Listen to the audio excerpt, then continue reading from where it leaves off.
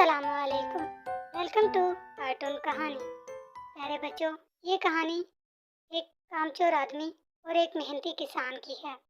کسی گاؤں میں ایک کسان رہتا تھا۔ وہ دن بھر محنت کرتا اور فصلیں اگاتا تھا۔ کسان نے اپنے پاس ایک بولنے والا طوطا پال رکھا تھا۔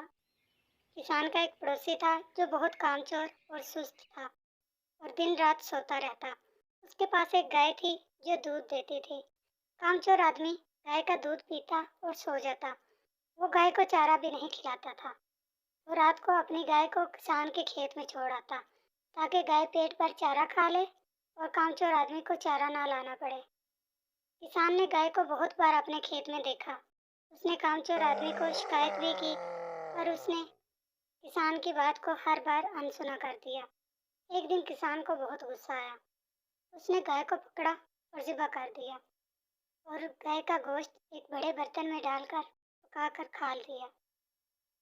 جب کامچور آدمی نے دیکھا کہ اس کی گائے گھر کے پاس نہیں ہے، اس نے سارے گاؤں میں ڈھونڈا۔ آخرکار وہ کسان کے کھیت پہنچا۔ ادھر اسے خون اور کچھ ہڈیاں ملی۔ وہ سمجھ گیا کہ کسان نے اس کی گائے ذبح کر دی ہے۔ وہ کسان کے گھر آیا اور اسے لے کر قاضی کے پاس چلا گیا۔ قاضی نے دونوں کی بات کو سنا اور طوطے سے گواہی مانگی۔ طوطے نے کسان کو گوشت پکاتے دیکھا تھا۔ وہ فوراً بولا کسان نے گائے کو ذبح کیا ہے۔ کسان بولا نہیں نہیں، طوطا جھوٹ بولتا ہے۔ قاضی نے کہا ٹھیک ہے، باقی کی سنوائی کل ہوگی۔ گھر آ کر کسان نے طوطے کو اسی برتن میں رکھ دیا۔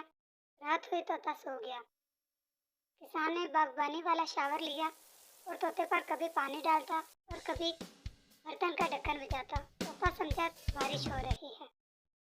جب صبح ہوئی، طوطے کو گواہی کے لیے بلایا گیا تو قاضی نے پوچھا رات کو کیا ہوا تھا؟ طوطا بولا اور تو کچھ نہیں ہوا، نہ کسان نے مجھے کوئی تکلیف دی ہے، سب بہت اچھا تھا، بس رات کو بہت تیز طوفانی بارش ہوئی تھی جس کی وجہ سے میں ساری رات سو نہ سکا۔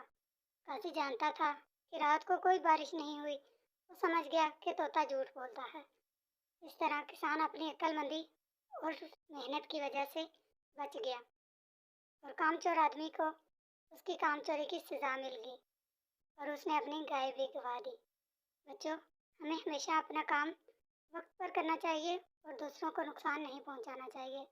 کہانی اچھی لگی ہو تو ویڈیو کو لائک کریں، شیئر کریں، سبسکرائب کریں، بیل آئیکن کو پریس کریں۔ Thank you.